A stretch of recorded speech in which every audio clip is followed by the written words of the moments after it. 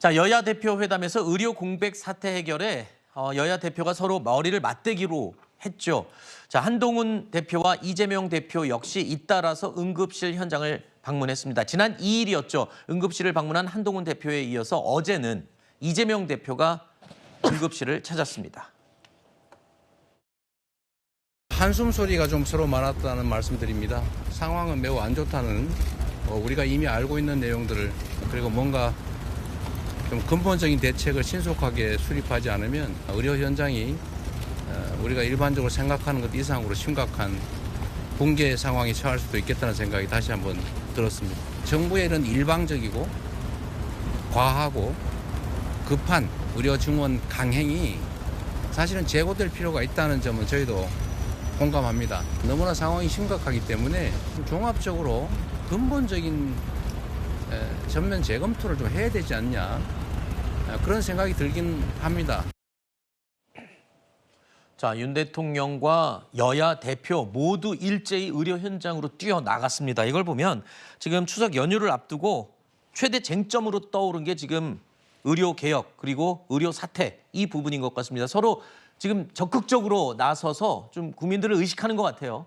그렇습니다. 사실 이 의료 현안은 정말 여야가 머리를 맞대고 해결해야 될 문제고 네. 국민들께서 염려가 많으시기 때문에 빠른 해결이 필요합니다. 다만 이것을 어떤 정치인들의 주도권 경쟁으로 해석하는 것은 좀 맞지 않겠다라는 생각이 들고요. 네. 정말 이 문제만큼은 뭐 이런 그 주제를 가지고 내가 부각되어서 국민들께 점수를 따겠다 이런 사심을 갖고 대하는 정치인이 있다면 그것은 국민들께 좋게 받아들이기 매우 어려울 거라고 생각합니다. 네. 그리고 이재명 대표가 지금 이제 그 종합적으로 근본적인 전면 재검토를 해야 되지 않느냐 이런 말씀을 하셨는데 지금 오늘이 9월 5일이죠. 다음 주 월요일부터 이제 대학교 수시 모집이 또 본격적으로 들어가잖아요. 9월 9일부터. 그러면은 지금 이 시점에 와서 2025학년도 의대 정원 증원을 되물릴 수 있는가에 대해서 정확한 답을 하셔야 됩니다. 사실은 일요일에 여야 대표회담을 할 때는 2025년 의대 정원 증원은 이제 와서 어떻게 할 수 없다라고 이재명 대표가 얘기했다고 전해지고 있지 않습니까? 그런데 저 현장에 가서는 또 다른 말씀을 하신 것처럼 들려요. 사실은 지금 야당이 비판을 하는 입장에서는 구체적인 대안이 없이 얘기를 하는 게 참 편합니다. 연금 개혁하고 비슷하죠. 그런데 네네. 정말로 문제를 풀고 싶으면 구체적으로 뭘 어떻게 하겠다는 것인지에 대한 네. 플랜도 가지고 말씀하셨으면 좋겠다라는 네. 말씀을 아울러 드립니다. 자, 이재명 대표는 우리가 생각하는 것 이상으로 심각한 붕괴 상황에 처할 수 있다라면서 우려를 드러냈습니다. 하지만 대통령실과 정부의 인식, 온도차가 역시 있습니다. 그런 우려의 목소리를 많이 하십니다. 의료 붕괴 상황 아니냐.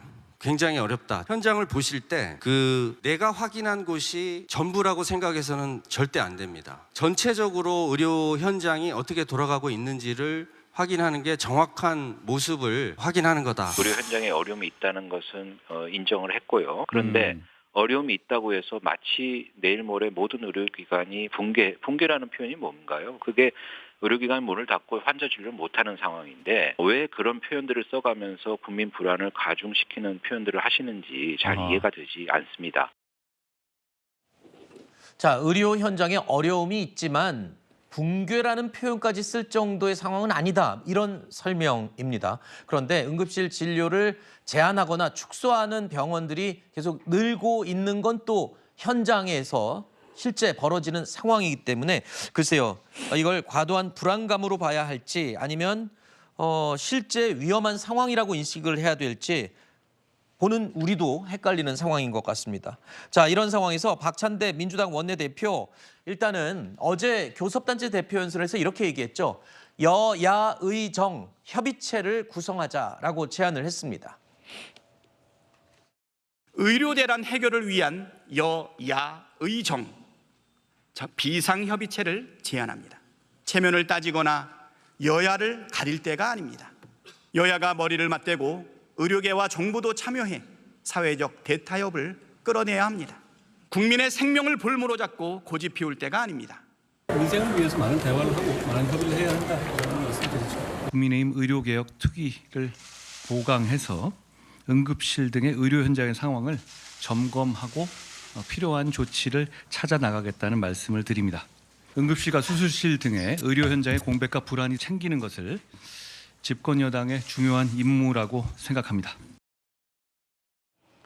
한동훈 대표는요, 여야의정 협의체 구성 제안과 관련해서 대화와 협의가 필요하다라는 입장을 밝히면서도 명확하게 대답은 하지 않았습니다. 그런데 답답한 건 이렇습니다. 여야의정 진작에 모였으면 어떨까 싶은 생각이 들면서도 이게 지금 안 그래도 복합적으로 갈등을 맺고 있는 상황에서 한 자리에 다 모인다고 해서 이게 뭐 해결될 문제인지 오히려 더 의견만 난무하면서 더 복잡해지는 건 아닌지 걱정됩니다.